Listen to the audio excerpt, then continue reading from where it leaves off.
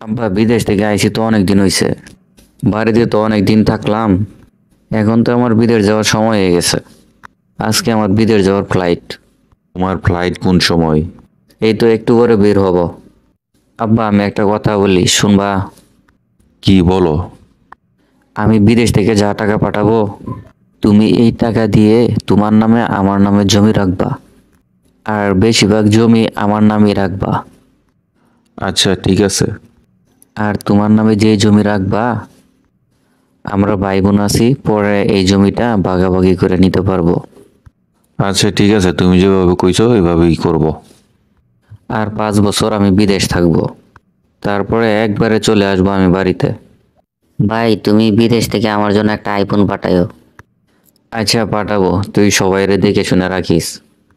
আব্বা আমার যাওয়ার সময় হয়ে গেছে, আমি চলে গেলাম। আচ্ছা বাবা, ভালোভাবে দেখে শুনে যাও। আম্মা আমি চলে গেলাম। বড় ছেলেটা বিদেশ যাওয়ার পর টাকা তো পাঠাইলো। এই সজীব, কই তুমি? কি আব্বা ডাকছ? তোমার বড় ভাই বিদেশ থেকে যে টাকা পাঠাইছে, এই টাকা দিয়ে তোমার নামে জমি রাখতেছি। এটার জন্যই ডাকছি তোমারে। ও আচ্ছা, বুঝছি আব্বা। ছোট ছেলের জন্য তো জমি রাখলামই, আর দুইটা মেয়ের জন্য জমি রাখা লাগবে। বড় ছেলেকে বলতে হবে টাকা পাঠানোর জন্য। এই টাকাটাও বাড়িতে পাঠাই দিই, আব্বা জমি রাখুক। এখন যে টাকাটা পাঠাইলো, এই টাকা দিয়ে তো বড় মেয়ের নামে রাখলাম।